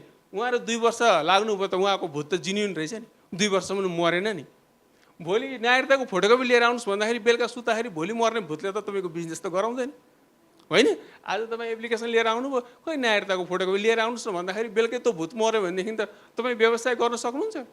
सक्नुहुन्न नि। भोलि न्यायताको फोटोकपी लिएर जाने भूत त जिउँदो हुनु पऱ्यो नि, इन्टरप्रिनेरसिप भनेको त्यो। त्यसकारण चाहिँ इन्टरप्रिनेरसिपलाई रेगुलेसनले मारेको छ र मारेको छैन नि त। उनीहरूले धेरै डिफिकल्टिज स्ट्रेटेजीहरू होलान्, यता दिएन भन्लान्, उता दिएन भन्लान्, त्यता दिएनन् भन्लान्, लास्टमा सक्सेस स्टोरी त छ नि त, होइन? हामी भन्छौँ ब्याङ्कले फाइनेन्स गरेन, जुगरबरलाई कुन ब्याङ्कले पैसा लगानी गरेर त्यत्रो भयो त? रेगुलेसनहरूको पनि आफ्नै इन्ट्रेस्ट छ नि, तपाईँलाई रोक्नु होइन नि। उनीहरूलाई पनि दुनियाँ सरकारको 3 करोड नेपालीहरूको चाहिँ बिहाफमा काम गर्नुपर्ने छ नि। तपाईँले आफ्नो बिहाफमा काम गर्ने हो, एक किसिमले भन्ने हो भने आफ्नो इन्टरप्रिटेसन, आफ्नो नाफा, आफ्नो इज्जत। रेगुलेसनले त 3 करोड नेपालीको बिहाफमा काम गर्नुपर्छ, उनीहरूलाई पनि समस्या छ र दुईटैको एभरेजबाट बाटो निकाल्न जानुपर्छ। त्यो बाटो जहिले पनि सोसाइटीमा हुन्छ, नेपालमा पनि छ र यसलाई राख्नै पर्छ, अगाडि बढाएर लिएर जानुपर्छ। हाम्रा केही नीतिगत विषय, केही व्यवहारगत विषय, केही कार्यविधिगत विषय केही जटिल छन् भने लेट मी नो, हामी त्यसलाई चाहिँ सच्याउन हाम्रो तर्फबाट हामी चाहिँ प्रयास गर्छौँ, हाम्रो तर्फबाट एडभोकेट गर्छौँ। हाम्रो यो नयाँ जेनेरेसनलाई बिजनेस गर्नको लागि के अप्ठ्यारो अथवा त्यस्ता केही छन् कि भन्ने कुरा।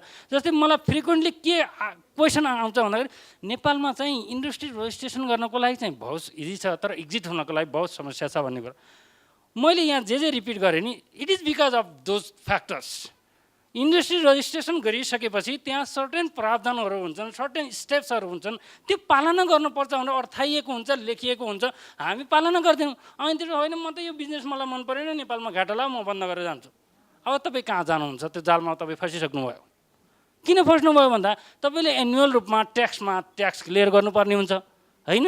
अनि कम्पनीमा अपडेट गर्दै जानुपर्ने हुन्छ। अनि तपाईँको आफ्नो अभिलेखहरू जहाँ जहाँ बुझाउनु पर्ने हो बुझाउनु पर्ने हुन्छ। तपाईँ 10 इयर्ससम्म केही गर्नु न, 10 इयर्स पछाडि मेरो त कम्पनी घाँडा ल, मेरो त अन्त बिजनेस छ कि ल म यो क्लोज गरेर म चाहिँ बाहिर जान्छु। अथवा विदेशको कुरा छोडौँ, स्वदेशको पनि। These are the factors. ती कुराहरूलाई पनि we have to keep in our mind. किन भन्दा म केही काम गर्दैछु भन्दाखेरि मैले पालना गर्न पर्ने विषयहरू के हुन्, मैले पालना नगर्दा पनि अथवा एड्रेस नगर्दा पनि हुनुपर्ने विषयहरू के हुन्, ती कुराहरूलाई क्रमशः हामीले पालना गर्दै गयो भने मलाई लाग्छ यहाँ हामी चाहिँ फेलर हुनपर्ने सम्भावना मैले केही पनि देखेको छैन र सम्भावना छैन।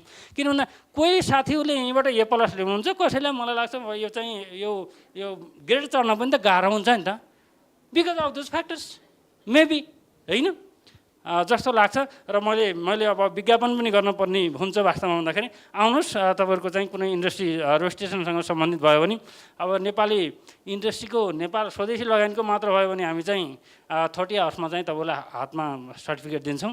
विदेशी लगानीसहित आउने हो भने, किन भन्दा विदेशी लगानी एप्रुभ भएर कम्पनी रजिस्ट्रेसन भएर आउनुपर्ने हुन्छ। It takes time little bit, किन भन्दाखेरि त्यो प्रोजेक्ट एनालिसिस गर्नुपर्ने हुन्छ। नेपालको केसमा हामीले हेऱ्यो भने एउटा चाहिँ इलिगल पनि भनौँ कि अब एउटा इन्फर्मल एउटा इकोसिस्टम छ कि, एउटा जमात छ, ठुलो जमात छ नेपालमा, जसले चाहिँ पेपल मार्फत चाहिँ त्यो सानो हजुर एलेन सरले भने जस्तै गरेर त्यो $2000-3000 कमाएर नेपाल ल्यान्ड गर्नुपर्ने एउटा ठुलो जमात छ कि। र अर्को हामीसँग एउटा यस्तो जमात छ, जस्तै हामी फेसबुकमा बुस्ट गर्छौँ नि, बुस्ट गर्दाखेरि त हामीले त डलरमै पे गरेर आउँछौँ, त्यसको कुनै एउटा फर्मल च्यानल नै छैन कि। त्यसको बिचमा एउटा एग्रिगेटर छ कि नेपालमा, जसले के गर्छ भन्दाखेरि पेपलबाट नेपाल आउने पर्ने जति पनि पैसाहरू छ नि, त्यसलाई उसले चाहिँ त्यहाँबाट चाहिँ पर्चेस गरेर एज अ प्रोडक्ट ग्रुपमा चाहिँ उसले त फेसबुकमा बुस्ट गर्ने जुन छ नि, नेपालमा लगभग बुस्ट नगर्ने कोही पनि छैन। सरकारी निकायदेखि लिएर नेताहरूदेखि लिएर सबैले बुस्ट गरिरहेछन् कि। त्यो भनेको हामी इन्फर्मल्ली नेपालबाट डलर बाहिर पठाइरहेछौँ, होइन। बाहिरबाट पैसा पनि नेपाल आइरहेछ थ्रु पेपल, होइन। नेपालबाट डलर पैसा बाहिर गएर थ्रु फेसबुक र हाम्रो मोबाइल एप्सहरू है। र बिचमा चाहिँ यो एउटा चाहिँ एग्रिगेटर छ कि, त्यो एग्रिगेटरलाई चाहिँ हामीले खोजेको के भन्दा ठ्याक्क नेपाल राष्ट्र ब्याङ्क आएर त्यसलाई रिप्लेस गरिदियोस्। बिचमा कोही एउटा थर्ड पार्टी बसेर काम गर्न त सकिरहेको रहेछ नि त, होइन। जस्तै अब त्यो कुराको लागि पनि मैले के भन्छु भन्दाखेरि चाहिँ कुनै पनि देशमा सबैभन्दा पहिला चाहिँ इनोभेसन्स पहिला आउँछ कि, र त्यसपछि बल्ल त्यसलाई रेगुलेट गर्ने चाहिँ सेल्सहरू पछि खडा हुन्छ कि। जस्तै अहिले हामीले हेऱ्यो भने सिआइबीमा एउटा फेसबुकले हेर्ने पहिला 4 जनाको टिम थियो, अहिले 40 जनाको टिम छ कि त्यहाँ। त त्यो त कहिले आयो त भन्दा जो फेसबुक आएपछि नै आयो त्यो त।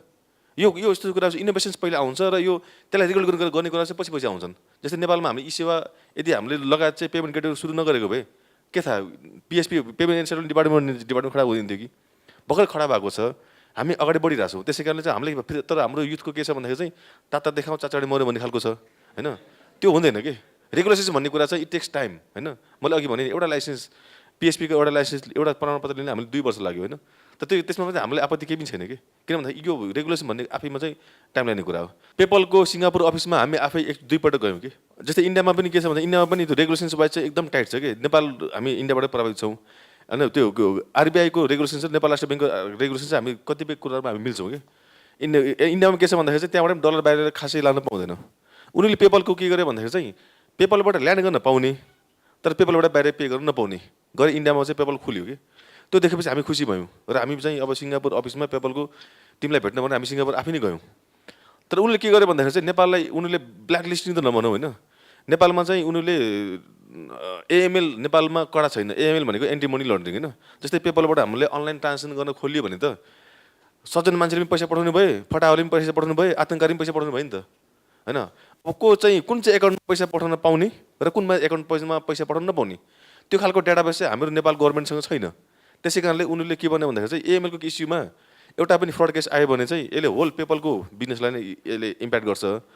नेपालमा पहिला तिम्रो एएमएलको डेटाबेस बनाऊ अनि त्यसपछि वी क्यान मुभ फर्दर भने त्यो एउटा कुराले गर्दाखेरि चाहिँ अड्केको। यसमा चाहिँ पेपल यदि पोजिटिभ भयो भने डेफिनेटली नेपालमा पैसा आउनलाई, जस्तै आजको दिनमा हामीले एसियामा वेस्ट इन्डिजबाट पैसा रिसिभ गरिरहेको छौँ, होइन। अब कतारको क्युटेलबाट पैसा ट्रान्सफर गर्न सकिरहेको छ भनेपछि पेपल हामीले नेपालमा ल्याउने अरू इस्यु होइन। पेपलको आफ्नो एउटा रुल्स एन्ड रेगुलेसन छ जसमा चाहिँ उनले नम्बर 1 उठाएको इस्यु भनेको एएमएलको इस्यु हो। त्यो एएमएलको इस्यु यदि हामीले नेपालमा त्यसलाई एड्रेस गऱ्यो भने डेफिनेटली यी पेपलको पैसा चाहिँ लिगली नेपाल आउँछ है। र अर्को कुरा जस्तै हामी नेपालीमा के छ भन्दाखेरि चाहिँ एन्टरप्रेनरसिप भन्ने कुरा अघि सिसिदाले भन्नु पनि म त्यसमा कम्प्लिटली एग्री हुन्छु कि। युएसतिर बाहिरतिर के हुन्छ भन्दाखेरि चाहिँ 16 वर्षको उमेरमा ऊ फ्यामिलीदेखि रिटायर हुन्छ कि। अनि 16 वर्षको उमेरदेखि नै उसले मैले आफूले कमाउनुपर्छ है त, मैले कलेज पनि आफै पढ्नुपर्छ र म आफै कमाउनुपर्छ भनेर लागिरहेको हुन्छ कि। जब त्यो 22, 23, 24 वर्षको पुगिसकेको हुन्छ नि उसले चाहिँ धेरै काम गरेर उसले एक्सपिरियन्स लिइसकेको हुन्छ कि। तर त्यही कुरा चाहिँ हामीले नेपाली सोसाइटीमा हेऱ्यो भने एसएलसी दिइसक्यो, अब +2 किन पढ्ने थाहै छैन कि उसलाई। 80% आयो त्यही भएर साइन्स पढ्ने, 60% आयो त्यही भएर कमर्स पढ्ने, किन पढ्ने उसलाई त्यो आइडिया छैन कि होइन। तर त्यो खालको एजुकेसन सिस्टम बाहिरतिर छैन, बाहिरतिर होइन को सिस्टम हाम्रोभन्दा एकदम फरक छ कि।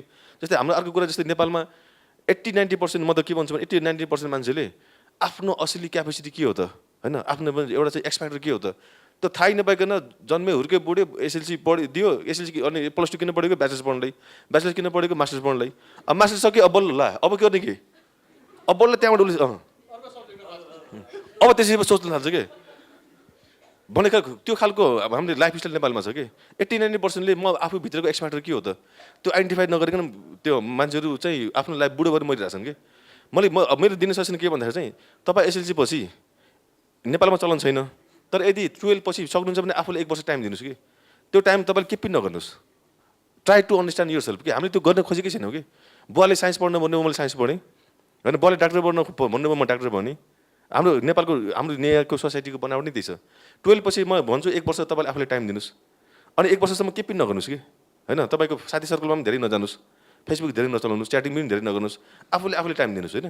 त्यसपछि बल्ल अब मैले के पढ्ने त, ब्याचलर्स केमा गर्ने होइन। त्यसपछि तपाईँ 3 years 4 years ब्याचलर्स गर्नुहोस् र त्यसपछि 2 वर्ष काम गर्नुहोस् है।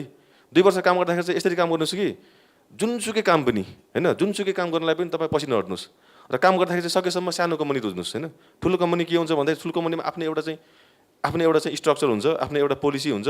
तपाईँ त्यो कम्पनीमा गएर तपाईँ हराउनुहुन्छ कि। कुनै एउटा सानो कम्पनीमा जानुहोस् जहाँ चाहिँ तपाईँले जे पनि काम गर्न पाओस् कि, तपाईँले मार्केटिङ गर्न पाओस्, सेल्स गर्न पाओस् होइन, बिजनेस आइडिया जेनेरेट गर्न पाओस्, एकाउन्ट्स पनि हेर्न पाओस् कि। त्यसले तपाईँले एउटा एक्सपिरियन्स गेन गर्छ कि। र तपाईँ जब 2 वर्ष काम गरिसकेपछि बल्ल मास्टर्स पढ्नुहोस् है। यदि मास्टर पढ्नुहोस्। यो गर्दासम्म तपाईँको लाइफको होइन तपाईँ 30 वर्ष नागिसक्नुहुन्छ कि। 20 देखि 30 वर्षको उमेर भनेको तपाईँले सिक्ने उमेर हो है। र तपाईँको यदि साँच्चैको इन्टरप्रेन्योरसिप छ गर्ने हो भनेपछि चाहिँ आफ्टर 30 बल्ल त्यो कुरालाई सुरु गर्नुहोस्, त्यहाँ कि तपाईँले फेल हुने चान्सेस एकदम कम हुन्छ। You know, there's a lot of things that we discussed around payments and e-seva, and Kedarji is here. Something that you guys need to understand is, and he was talking about that 10 rupee note being an abstract. It's a piece of information, right? It's a piece of information which writes that if you present this, then I'll honor this. And that piece of information is on a piece of paper. That's it.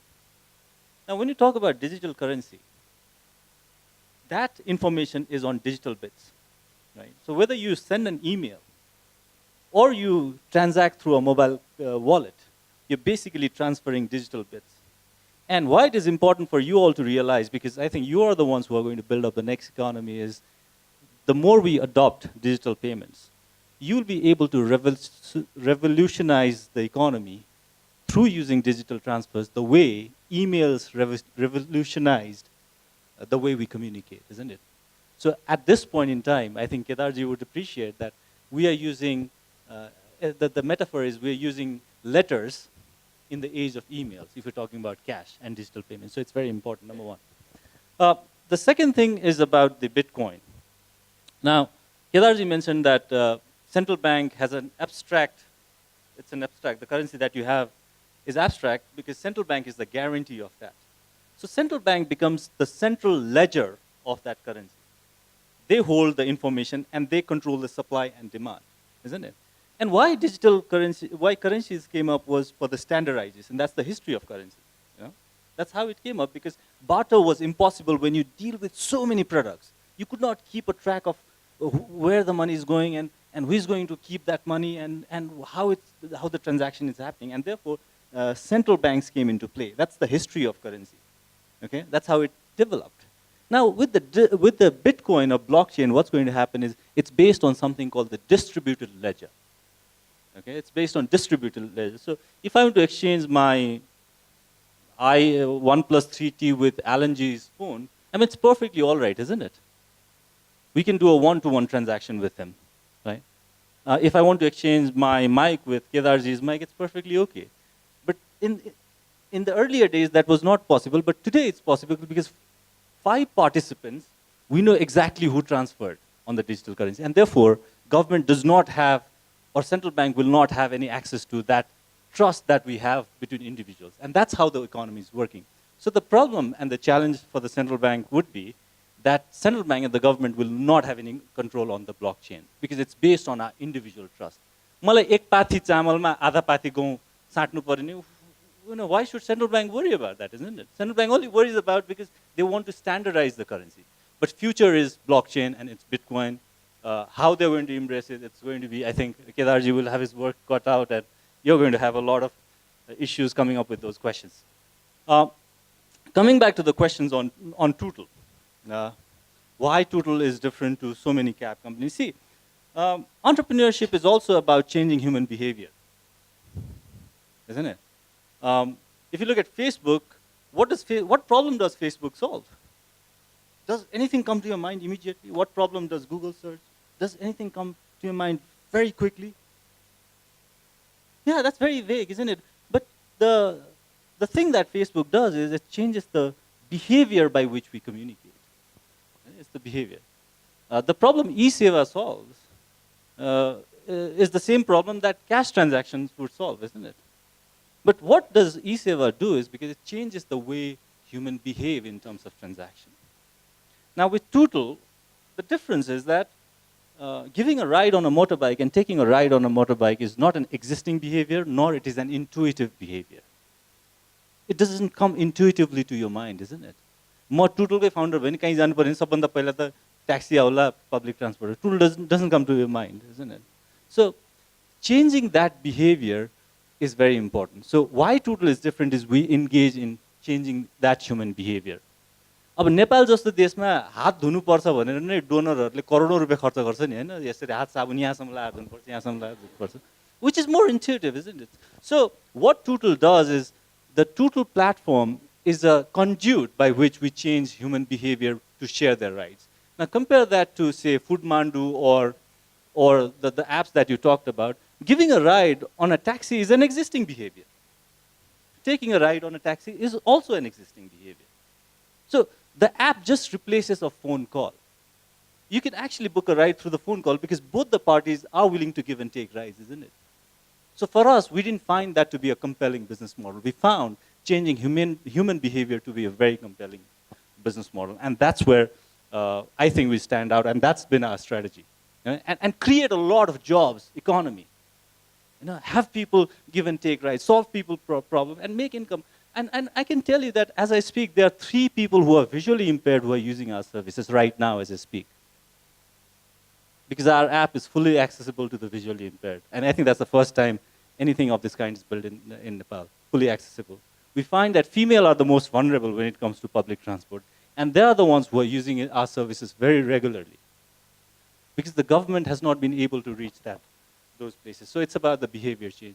The second question about data and all those things, if you use it right now, if you give rides for the whole day, I'm sure you're not going to consume more than 10 rupees on your data. Just try it. That's something that's already sorted out, and you can have evidence of that if you download the app. If you compare our app with Uber, our app is going to be 3 MB compared to Uber, which is going to be 26 MB on your storage. So you might find that out when you download it a few days later, right? So the closing part was on entrepreneurship, and I think I'd like to share my own story.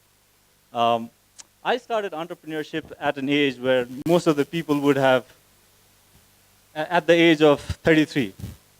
I was well settled in the bank, I had already 3 promotions in 2 years. So I was a manager in Nepal Investment Bank, which is a pretty big bank. And there I had an opportunity to work with payment system. Before that, 7 years I worked in the telecom industry. I've also been teaching for the last 10 years at a graduate school. So, the reason why I moved on to become an entrepreneur is because when I worked in the bank, the financial institution is very bureaucratic. There's so many things that I wanted to do. It's not necessary that you have to start your own business to become an entrepreneur. And what Asghar was mentioning, that if you work with a small company, you can express yourself much better. For me personally, I am an entrepreneur because it gives me a platform to express myself, which I could not do when I was working with others. त्यो भूत सवारको कुरा जे उहाँ केदारजीले भन्नुभयो नि, that's about your expression. You need to find out what you want to express for yourself. If you take up a job, other things that you can express yourself, right? That's very important.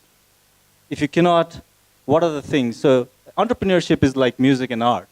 It's about your expression. So make sure that you want to do something of your own, unless you have that tenacity to express yourself. So entrepreneurship is more like expression. If you feel that there is something that you really want to express to the world, go ahead and express yourself. So that's what entrepreneurship is all about for me. Thank you.